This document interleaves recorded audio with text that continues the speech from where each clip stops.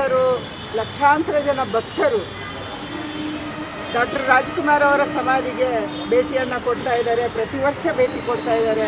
ಪ್ರತಿ ಭಾನುವಾರ ಭಾಳ ದೊಡ್ಡ ಸಂಖ್ಯೆಯಲ್ಲಿ ರಾಜ್ಯದಾದ್ಯಂತದಿಂದ, ದೇಶದಾದ್ಯಂತದಿಂದ ಅಣ್ಣವರ ಭಕ್ತರು ಯಾರು ವಿದೇಶದಲ್ಲಿದ್ದಾರೆ ಅವರು ಒಂದ್ಸಾರಿ ಕರ್ನಾಟಕಕ್ಕೆ ಬಂದಾಗ ಬಂದು ಹೋಗ್ತಾರೆ. ಅಣ್ಣವರನ್ನು ನೆನಪು ಮಾಡಿಕೊಳ್ಳುವಂಥ ಸಂದರ್ಭದಲ್ಲಿ ಕನ್ನಡ ಹೋರಾಟದ ನೆನಪಾಗುತ್ತೆ, ಗೋಕಾಕ್ ಚಳವಳಿಯ ನೆನಪಾಗುತ್ತೆ, ಕನ್ನಡದ ಬಾವುಟವನ್ನು ಅವರು ಏರಿಸುವುದು ನೆನಪಾಗುತ್ತೆ.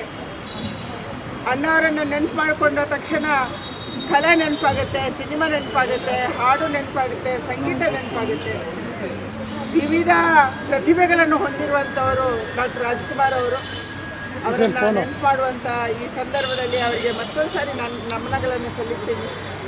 ಅವರ ಆಶಯ, ಅವರ ಪ್ರೇರಣೆ, ಅವರು ಏನು ದಾರಿಯನ್ನು ಹಾಕ್ಕೊಟ್ಟಿದ್ರು ಆ ರೀತಿಯಲ್ಲಿ ಕರ್ನಾಟಕ ನಡಿಬೇಕು, ಕನ್ನಡ ಮುಂದುವರಿಬೇಕು, ಕನ್ನಡಕ್ಕೆ ಶಕ್ತಿ ಸಿಗಬೇಕು. ಕರ್ನಾಟಕದ ಜನ ಏನು ಪ್ರೀತಿಯಿಂದ ಅವರನ್ನು ಅಣ್ಣ ಅಂತ ಕರೀತಾರೆ, ಅವರು ನಮಗೆ ಹರಸ್ಬೇಕನ್ನುವಂಥ ಪ್ರಾರ್ಥನೆಯನ್ನು ಅವರಿಗೆ ಮಾಡ್ತಾರೆ.